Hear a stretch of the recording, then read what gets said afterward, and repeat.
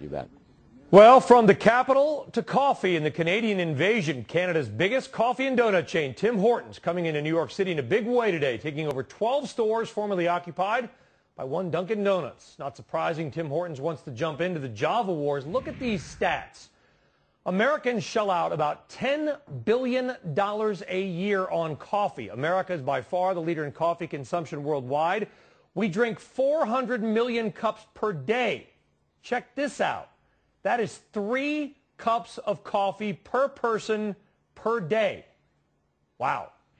Don Schroeder is the CEO of Tim Hortons, and he joins us now with more. Listen, I knew we drank a lot of coffee. I didn't realize we drank that much coffee. Is that why you're here?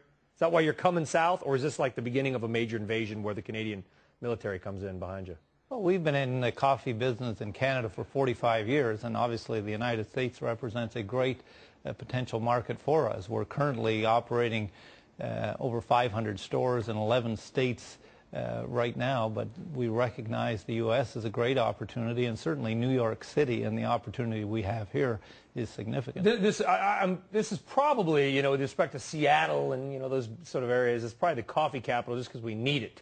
Because we're working harder and getting up earlier than most people. So what are your longer-term expansion plans? I mean, many Americans are still not familiar with Tim Hortons. Oh, no, absolutely. Certainly in New York City, there are lots of Canadians here. That'll get us off to a good start. And the quality of the locations that we've been able to obtain as a result of our association with the Reese Group certainly puts us in prime locations in the city of New York. So although we haven't got a lot of sites right now, they're certainly prime locations. Yeah, but hey, listen, New Yorkers, they love their, we all have our path. We get out of the subway, we do the same route, we tend to make the same stops, kind of the way we are, and all of a sudden you look up, it's not the Dunkin' Donuts anymore, what's Tim Hortons? Is a marketing campaign going to follow this? Well, our marketing introduce us to you, right? Not just us. I mean, Americans, not just New Yorkers. Right. Yeah. No. The marketing group has a plan in place in terms of what we will do. But again, as you say, people are creatures of habit. This morning I was at Penn Station right after it opened, and you were getting exactly what you talked about. Actually. A Yeah. lot of people stopping, double take. But they seem very pleased with the quality of the product. So our goal is just to deliver on the same promise that we've been making in Canada for the last 45 years, to give people a high-quality product at a very fair and reasonable price. How much room for growth is there? It is a crowded space. I mean, you've got, obviously Starbucks, they've been pulling back. McDonald's has tried to step in and hog some of Starbucks' business. Now you're coming in as well. I mean, we drink a lot of coffee. We just showed that. But it's also extremely competitive. How do you differentiate yourself?